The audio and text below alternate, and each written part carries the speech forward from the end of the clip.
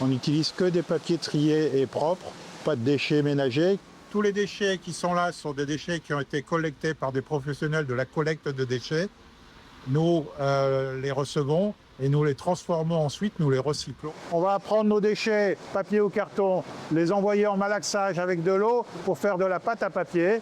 Cette pâte à papier qui va sortir de ce grande bassine va être mélangée avec beaucoup d'eau pour pouvoir l'utiliser après en machine de transformation pour faire des nouveaux objets. Tout est naturel, biodégradable, recyclable, base végétaux. Donc la pâte que vous avez vue qui est fabriquée dans la première partie de l'usine, elle arrive dans cette machine-là, qu'on appelle une formeuse. C'est dans cette machine qu'on choisit le moule des produits qu'on veut fabriquer. Ce bac-là, vous voyez ici, on a les moules des boîtes à œufs. Donc le papier, la pâte est aspirée par ce moule ici. Une fois qu'on a atteint le volume de pâte nécessaire, ça sort et ça vient se figer sur cette partie-là, qui est le contre-moule d'aspiration, et qui va les déposer sur le convoyeur qui est juste derrière. Pacific Valorisation est né sur l'idée d'un constat qui avait été fait par notre troisième associé et moi-même.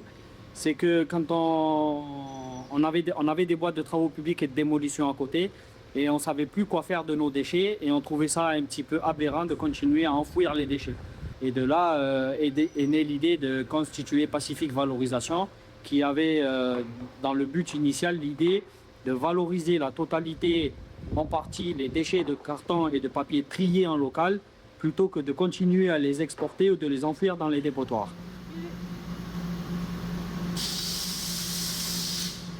Tout ce qu'on transforme ici, c'est un déchet qui est plus enfoui et plus exporté, et on fait une économie en gros en termes de CO2 par rapport à l'import de 60 tonnes de CO2 à l'année, ce qui n'est pas négligeable. En gros, on est capable de fabriquer 1300 pièces à l'heure des produits qu'on choisit à fabriquer, et qui nous permet de traiter au maximum de sa capacité 15% du déchet trié produit en Nouvelle-Calédonie de papier et carton, ce qui représente quelque chose comme 5000 ou 6000 tonnes à l'année.